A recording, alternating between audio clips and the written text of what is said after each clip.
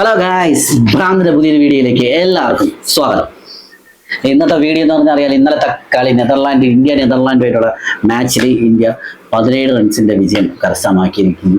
എന്നിരുന്നാൽ പോലും ഇതൊരു വലിയ വിജയമൊന്നും ഒരു ഇന്ത്യക്ക് നല്ല ഫോമിലാണെന്നും നമുക്ക് പറയാൻ കഴിയില്ല. കാരണം എന്തെന്ന് പറഞ്ഞാൽ അറിയാലോ, നമ്മുടെ സൂപ്പർ ബാറ്റ്സ്മാൻ, സൂപ്പർ സ്ട്രൈക്കർ, അങ്ങനെ 2020 വേൾഡ് കപ്പിലെ താരം എന്നൊക്കെ തള്ളിപ്പൊക്കിയ അഭിഷേക് ശർമ്മ മൂന്നാമതും 0-ന് പുറത്തായിരിക്കുകയാണ് കൂട്ടുകാരെ.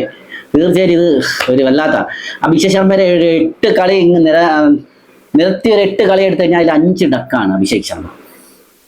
ഈ 2020 വേൾഡ് കപ്പിൽ തുടർച്ചയായി 3-ാം തവണയും ഡക്കായിരിക്കുകയാണ് കൂട്ടുകാരെ. എന്തുകൊണ്ടും സഞ്ജു സാംസൺ ഭേദമെന്ന് തന്നെ പറയാം. 8 ബോളിൽ 22 റൺസ് അടിച്ച് നവീവയ്ക്കെതിരെ നല്ല ഭേദപ്പെട്ട ഒരു പ്രകടനമാണ് കാഴ്ചവെച്ചത് സഞ്ജു സാംസൺ. എന്താണ് നടക്കാൻ പോകുന്നത്? എന്നിരുന്നാൽ പോലും ഇന്നലത്തെ കളിയിൽ സഞ്ജു സാംസൺ ഇറക്കേണ്ടതായിരുന്നു. കാര്യം എന്ന് പറഞ്ഞാൽ ഇന്നലത്തെ വലിയ പ്രഷറില്ലാതെ കളിച്ച കളിയായിരുന്നു ഇന്നലത്തെ ഗെയിം. കാരണം എന്തെന്ന് പറഞ്ഞാൽ എന്തായാലും ടീം ഇന്ത്യ സൂപ്പർ 8 പ്രവേശിച്ച്, പിന്നെ വലിയ പ്രഷറില്ല, വലിയ വിന്നിങ് മാച്ച് അങ്ങനെയൊന്നും ഇല്ലായിരുന്നു. അല്ല, ഒരു ഗെയിമിന് സഞ്ജു സാംസൺ അവസരം കൊടുക്കാമായിരുന്നു. എന്നിട്ട് പോലും അവർ സഞ്ജു സാംസൺ അവസരം കൊടുക്കാതെ വീണ്ടും അഭിഷേക് ശർമ്മ, ഇഷാൻ കിഷൻ ഓപ്പൺ ചെയ്തു.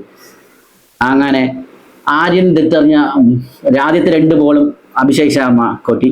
3-ാമത്തെ ബോളിൽ ക്ലീൻ ബോൾഡ് ആയിരിക്കുന്നത് പ്രിയ കൂട്ടുകാരെ. ഇതിപ്പോ സഞ്ജു സാംസണോ വല്ല ആയിരുന്നെങ്കിൽ അറിയാൻ ഇവിടെ കത്തിച്ചേനെ. അവിടെ ആ ഗ്രൗണ്ടിൽ പോലും സഞ്ജു സാംസൺ ഇരുത്തില്ലായിരുന്നു. ചീത്ത വിളി, തെറി വിളി, ആ പാവപ്പെട്ട സഞ്ജു സാംസൺ അവിടെ നിന്ന് ഗ്രൗണ്ടിൽ നിന്ന് നിങ്ങൾ എല്ലാവരുമായിട്ട് ഓട്ടിച്ചേനെ സഞ്ജു സാംസൺ ആയിരുന്നു. ഇതിപ്പോ അഭിഷേക് ശർമ്മയായിട്ട് ആർക്കും ഒന്നും പറയാനില്ല, ഒന്നും ചെയ്യാനും ഇല്ല. സഞ്ജു സാംസൺ ആയിരുന്നെങ്കിൽ എന്തൊക്കെ കേൾക്കേണ്ടി വന്നേന്.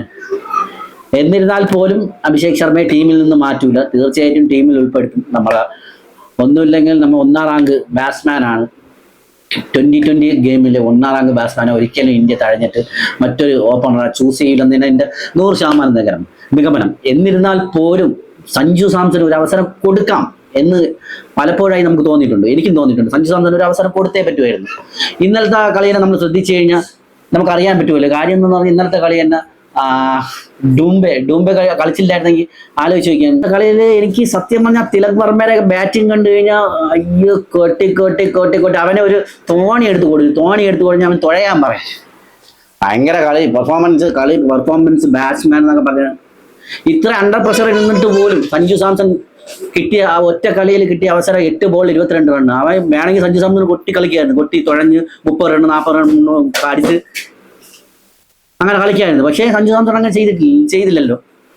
സഞ്ജു സാംസൺ എപ്പോഴും ടീമിന് വേണ്ടിയാണ് കളിക്കുന്നത്, ടീമിന് വേണ്ടി. സ്വന്തം നിലനിൽപ്പിന് വേണ്ടി കളിക്കാനാണെങ്കിൽ സഞ്ജു സാംസൺ എപ്പോഴേ കൊട്ടി നിന്ന് ഒരു 30-40 റൺ അടിച്ചൂടെ? ഒരു 30 ബോളിൽ ഒരു 40 റൺ അടിച്ച് കളിച്ചാൽ പോരായിരുന്ന.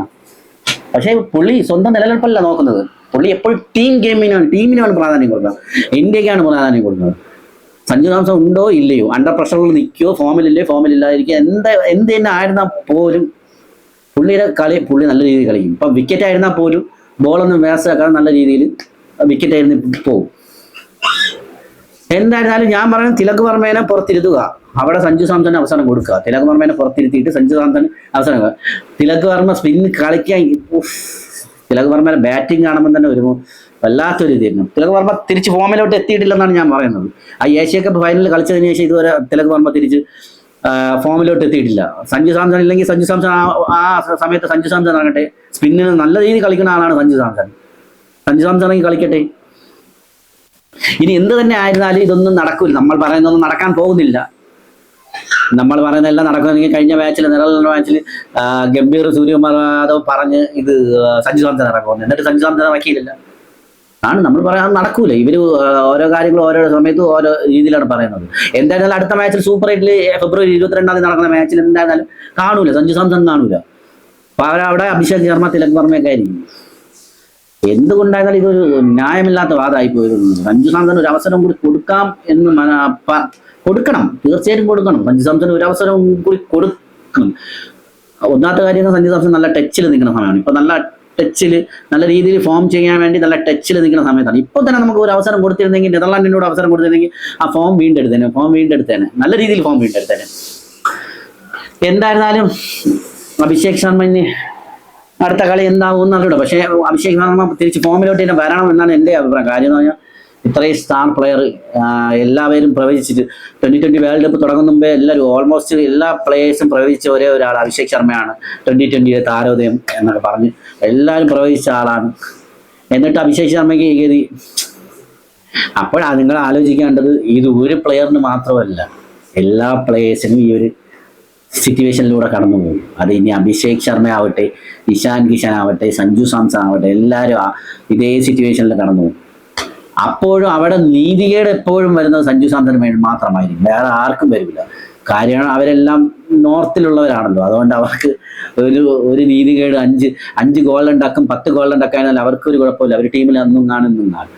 ഇവിടെ കൺസിസ്റ്റന്റ് ആയി 4 കളി കളിച്ചില്ലെങ്കിൽ ടീമിൽ നിന്ന് പുറത്ത്, വിക്കറ്റ് കീപ്പർ സ്ഥാനമില്ല, ടീമിൽ നിന്ന് പുറത്ത്. കാരണം പയ്യെ ഇവിടെ ഈ കേരളത്തിലുള്ള പയ്യനല്ലേ, തിരുവനന്തപുരത്തുള്ള പയ്യനല്ലേ, അവർക്കൊന്നും പറയാനില്ലല്ലോ. സഞ്ജു സാംസൺ നോർത്തിലല്ല ജനിച്ചത്. അതുകൊണ്ട് ഇനി എന്താകുമെന്ന് നമുക്ക് അറിഞ്ഞൂടാ കൂട്ടുകാരെ. എന്തായിരുന്നാലും സഞ്ജു സാംസണ് 2 ഗെയിമും കൂടി കിട്ടട്ടെ എന്ന് ഞാൻ പ്രാർത്ഥിക്കുന്നു. എന്തായാലും എന്താകുമെന്ന് നോക്കാം. സൗത്ത് ആഫ്രിക്കയുടെ മാച്ചിൽ ഇറക്കുമോ ഇല്ലെന്ന് അറിഞ്ഞൂടാ. ഇറക്കാൻ ചാൻസ് കുറവാണ്, 99% ചാൻസ് കുറവാണ്. ഇറക്കാൻ ചാൻസ് കുറവാണ്. ഇറക്കാൻ നല്ല രീതിയിൽ പെർഫോം ചെയ്യട്ടെ സഞ്ജു സാംസൺ എന്ന് പ്രാർത്ഥിക്കുന്നു. പിന്നെ എന്തായാലും തിലക് വർമ്മയൊന്നും ഫോമിലല്ല. തിലക് വർമ്മേനെ കാട്ടി ബെറ്റർ സഞ്ജു സാംസൺ. ഇപ്പൊ ഇരിക്കുന്ന റിങ്കു സിംഗിനെയും തിലക് വർമ്മേനെയും കാട്ടി ബെറ്റർ ഓപ്ഷൻ സഞ്ജു സാംസൺ. എന്തുകൊണ്ടും സഞ്ജു സാംസൺ ഒരു കളിയും കൂടി കൊടുക്കാതിരിക്കില്ല. നമുക്കൊന്ന് നോക്കാം കൂട്ടുകാരെ, എന്തായിരുന്നാലും എന്താണ് നടക്കാൻ പോകുന്നത് നമുക്ക് നോക്കാം. എന്തായിരുന്നാലും സഞ്ജു സാംസൺ ഒരു ചാൻസും കൂടി കൊടുക്കണമെന്നാണ് എൻ്റെ അഭിപ്രായം. എത്രയും ഗോൾ ഉണ്ടാകും. 8 കളിയിൽ 5 കളി ഡക്ക്, 5 കളിയിൽ ഡക്കാണ്. തുടരെ 5 കളിയിൽ ഡക്കായി. സഞ്ജു സാംസൺ ആണെങ്കിൽ പടത്തിലേ കാണൂല, ഗ്രൗണ്ടിൽ പോലും ആരും എടുക്കൂല. എന്നിട്ട് ആ മാച്ച് നമീബിയക്കെതിരായിട്ട് സഞ്ജു സാംസൺ അണ്ടർ പ്രഷറിലാണ് ബാറ്റ് ചെയ്തിട്ട് ആ 8 ബോളിൽ 22 റൺസ്, എന്ത് സുന്ദരമായ ബാറ്റിംഗ് ആയിരുന്നു കാഴ്ചവെച്ചത്. അത് കണ്ടിട്ടെങ്കിൽ ആ നെതർലാൻഡിന്റെ മാച്ചിന് ഇറക്കായിരുന്നു. നെതർലാൻഡായിട്ടുള്ള മാച്ചിന് സഞ്ജു സാംസനെ ഇറക്കേണ്ടതായിരുന്നു എന്നാണ് എൻ്റെ ഒരു അഭിപ്രായം. അങ്ങനെ ആ നെതർലാൻഡുമായിട്ടുള്ള മാച്ചിൽ പ്രഷർ ഇല്ലാതെ ഇന്ത്യൻ ടീം കളിക്കുന്നത്. കാര്യം എന്തായാലും സൂപ്പർ 8 നമ്മൾ പ്രവേശിച്ചായിരുന്നു. അപ്പോഴൊരു ചാൻസ് കൊടുക്കാൻ, നെതർലാൻഡിലുള്ള മാച്ചിന് ഒരു ചാൻസ് കൊടുത്തിട്ടുണ്ടെങ്കിൽ പുള്ളി കൺസിസ്റ്റന്റ് ആയിട്ട് പെർഫോം ചെയ്യുമായിരുന്നു, പെർഫോം ചെയ്ത് ടീമിൽ തിരിച്ചെത്തുമായിരുന്നു. പക്ഷേ അവരത് ചെയ്തില്ല. അവർ ആ ടീമിനെ തന്നെ ബാക്കപ്പ് ചെയ്തുകൊണ്ട് മുന്നോട്ട് പോയി. ഇനി എന്താണ് നടക്കുമെന്നും നമുക്ക് അറിഞ്ഞൂടാ. എന്തായിരുന്നാലും നല്ലത് തന്നെ നടക്കട്ടെ. സഞ്ജു സാംസൺ ടീമിൽ വരട്ടെ. വീണ്ടും അടുത്ത വീഡിയോ ആയിട്ട് കാണാം പ്രിയപ്പെട്ട കൂട്ടുകാരെ. ഭ്രാന്തന്റെ പുതിയ വീഡിയോയുമായി അടുത്ത വീഡിയോയിലേക്ക് കാണാം ഗൈസ്.